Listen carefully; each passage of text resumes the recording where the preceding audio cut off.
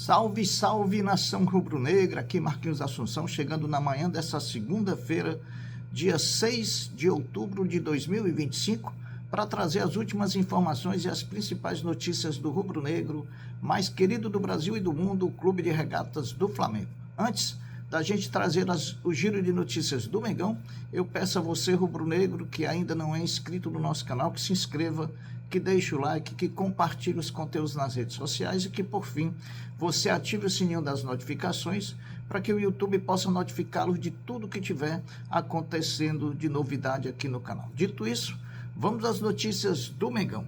O Flamengo foi ontem, domingo, a Salvador, enfrentar o Bahia pela 27ª rodada do Campeonato Brasileiro para se manter líder do Campeonato Brasileiro. O Bahia que vinha com 12 desfalques, criando assim uma expectativa positiva em torno de uma vitória rubro-negra em Salvador. Diante disso, a expectativa era em torno de qual time o técnico Felipe Luiz colocaria em campo como titular. Felipe Luiz, que veio com Danilo, com Ayrton Lucas e com De La Cruz, nos lugares de Léo Pereira, Alexandro e Saul, fazendo um ataque que ainda não tinha jogado junto com Carrascal, com Pedro e também com Samuel Lino. Apesar da qualidade ruim do gramado, o jogo iniciou com uma maior posse de bola por parte do Bahia, mas com pouco perigo de gol à meta rubro-negra.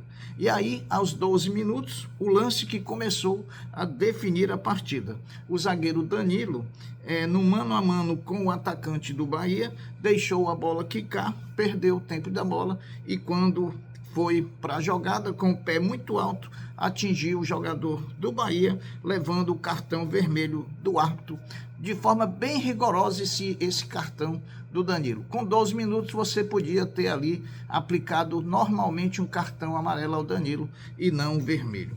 Com a expulsão, Felipe Luiz sacou Pedro do comando do ataque e recompôs a nossa zaga, fazendo entrar o zagueiro Cleiton, que há muito tempo não disputava uma partida pelo Flamengo.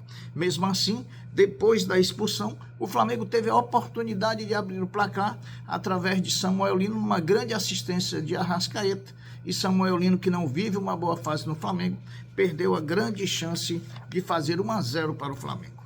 Com 1 a menos, o Flamengo levou muita pressão do Bahia, que empurrou o rubro-negro para dentro do seu próprio gol, não resistindo. No último minuto do primeiro tempo, tomou o gol do atacante e centroavante William José do Bahia 1-0, e assim terminou o primeiro tempo. No Flamengo, mais um primeiro tempo bem abaixo do atacante Samuel Lino e também do lateral esquerdo Ayrton Lucas, que parecia que estava dormindo em campo, né?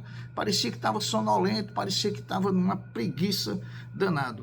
Os dois não jogaram nada no primeiro tempo. Uma pena o Flamengo não ter conseguido ir para o intervalo com o placar de 0-0. Tomou um gol ali no último minuto do primeiro tempo. Felipe Luiz conversou com o time no intervalo e fez 3 boas substituições. Sacou De La Cruz, Carrascal e Samuel Lino, fazendo entrar Plata, Bruno Henrique e Luiz Araújo. O time incorporou, se defendeu melhor, trocou mais passes certos, pois era difícil jogar sem um atleta diante de um Bahia.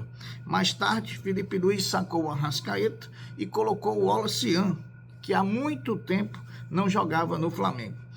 Mas o que vimos foi um jogador altamente desequilibrado emocionalmente, totalmente despreparado para jogar aquela partida, totalmente também desfocado de jogar futebol e de apenas criar confusão. O Wallace precisa fazer um tratamento urgente, né? Porque não é comum que um garoto de tão pouca idade já esteja tão perdido emocionalmente como ele está, porque toda vez que ele entra para causar tumulto, ele entra para causar confusão. Então, o Flamengo devia colocar o Wallace em um tratamento para que ele possa se equilibrar emocionalmente, para que ele possa ser um jogador de futebol profissional. O Flamengo precisa multar o Wallace, né? Aqui eu não estou querendo jogar a culpa da derrota no Wallace, não, mas a gente já estava difícil com 1 a menos, com 2 a menos ficou praticamente impossível, e mesmo assim nós tivemos a chance de fazer um golzinho com o Léo Ortiz no final do segundo tempo. E assim terminou a partida com a derrota do Flamengo, deixando para trás a liderança do campeonato para o Palmeiras, mesmo tendo o número de pontos iguais ao time palmeirense nesse momento, mas o Palmeiras tem mais vitórias que o Flamengo e um jogo a menos, o que garante virtualmente uma vantagem ao time paulista. Lamentável a noite dos rubro-negros, certamente uma noite para ser esquecida. Esse confronto contra o Bahia marcou o 100º jogo entre as equipes, que agora marca no retrospecto 43 vitórias do Flamengo, 26 derrotas e 31 empates. A vitória do Bahia marcou a primeira vitória do técnico Rogério Ceni sobre o Flamengo, depois que ele se tornou treinador de futebol. Até então, eram 17 jogos e 17 derrotas do Rogério Ceni enfrentando o Flamengo. A derrota para o Bahia interrompe uma série invicta no Campeonato Brasileiro do Flamengo de 12 partidas sem conhecer e sem saber o que é ser derrotado. Por conta da data FIFA, o Flamengo dará 3 dias de folga ao elenco, que se reapresentará na próxima quinta-feira, onde dará início à preparação para enfrentar o Botafogo dia 15, no Engenhão, pela 28ª rodada do Campeonato Brasileiro. Flamengo e Arrascaeta caminham para uma renovação contratual até 2029. As conversas foram retomadas nas últimas semanas e a previsão de novas reuniões durante a pausa para a data FIFA, com o objetivo de alinhar os detalhes finais de um acordo válido até dezembro de 2028, com extensão automática por mais um ano, mediante metas de performance. 6 jogos ontem finalizaram a 27ª rodada do Campeonato Brasileiro. São Paulo 2, Palmeiras 3, Vasco da Gama 4, Vitória 3, Bahia 1, Flamengo 0, Juventude 1, Fortaleza 2, Cruzeiro 1, Sport 1, Ceará 3, Santos 0. Campeonato de cartas marcadas, meus amigos. Será? O que vimos ontem no Morumbi, mais uma vez na arbitragem do péssimo juiz catarinense Ramon Abate-Abel, que assaltou de mão armada ao time do São Paulo diante do Palmeiras, estando 2-0 o placar para o São Paulo, quando ele deixou de dar um pênalti claro para o tricolor e interferindo diretamente no resultado da partida.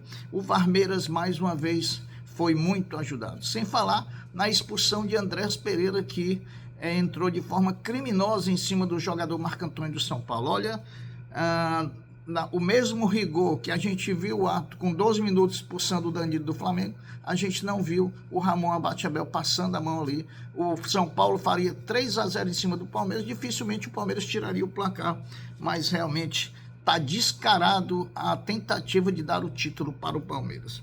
O Flamengo alcançou um lucro líquido de R$ 3.175.067,73, o que equivale a 54,4% da renda bruta de R$ 5.835.870 na partida, no empate contra o Cruzeiro na última quinta-feira no Maracanã. Meus amigos, o Flamengo Futebol Feminino Sub-20 conquistou o título de campeão carioca da categoria ao empatar no tempo normal por 1-1 contra o Fluminense em Xerém, levando a decisão para a cobrança de pênaltis.